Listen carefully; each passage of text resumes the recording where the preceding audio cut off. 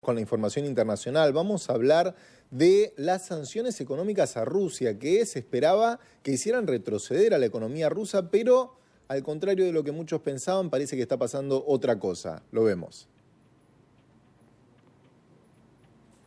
La economía rusa crece más de lo que podríamos esperar. De hecho, creció un 4,4% en el segundo trimestre del año.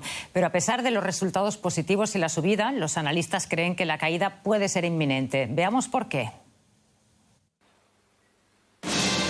Han pasado ya 25 años desde que Vladimir Putin llegó al poder.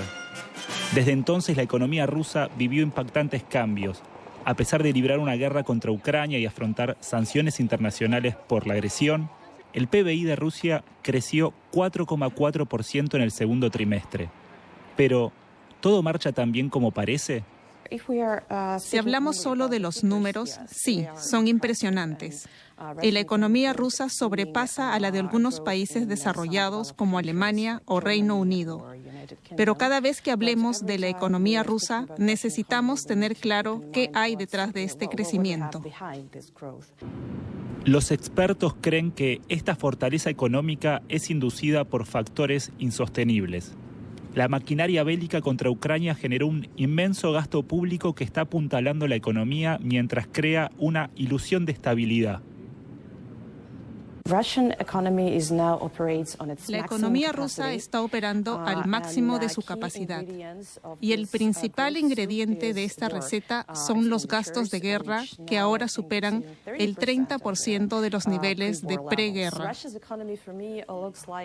La economía rusa para mí es como un maratonista que toma anabólicos. Cuando los anabólicos funcionan, él corre, pero si dejan de funcionar, se cae. Mientras Rusia sigue redireccionando sus exportaciones de Europa a Asia y mantiene altos niveles de gasto militar, la pregunta persiste: ¿cuánto más durará la maratón rusa? Pues sí, porque Rusia crece en medio de la guerra, pero la gran pregunta es, desde luego, ¿hasta cuándo podrá seguir haciéndolo? Y nos vamos hasta la Bolsa de Frankfurt para analizarlo con nuestro compañero allí, Ezequiel Daray. ¿Qué tal? ¿Cómo estás, Ezequiel? Muy buenas tardes. Decíamos que Rusia crece más que las potencias occidentales, pero ¿hasta qué punto es sostenible un crecimiento basado en el gasto militar?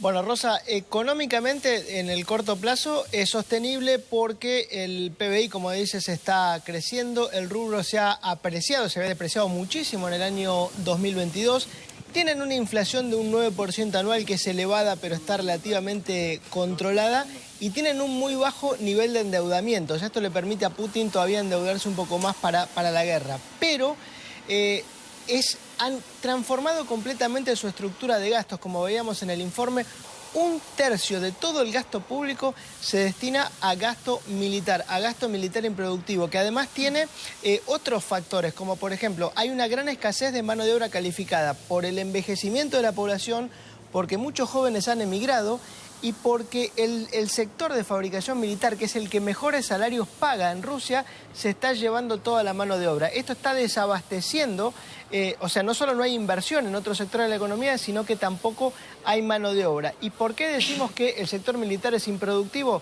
Bueno, siempre lo sostenemos. No es lo mismo invertir en un puente, en tecnología, en algo que va a crearle productividad a la economía en el futuro, que en un arma de guerra que tal vez en unos meses quede destruida en un campo de batalla.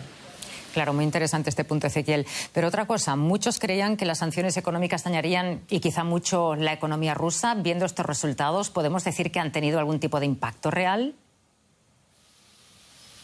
A ver, no el impacto que se preveía. Me acuerdo que Joe Biden decía que la economía rusa va a caer a la mitad de lo que era. Bueno, no está pasando eso.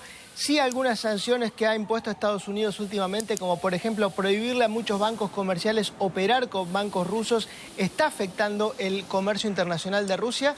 Las acciones tienen efecto al principio, hasta que la economía puede acomodarse. Por ejemplo, el techo que le pusieron al petróleo o la prohibición de exportar gas a Europa funcionó al principio, hasta que pudieron reemplazar y redireccionar todo eso hacia China, hacia la India. Ese petróleo que va a la India vuelve a Europa después más caro.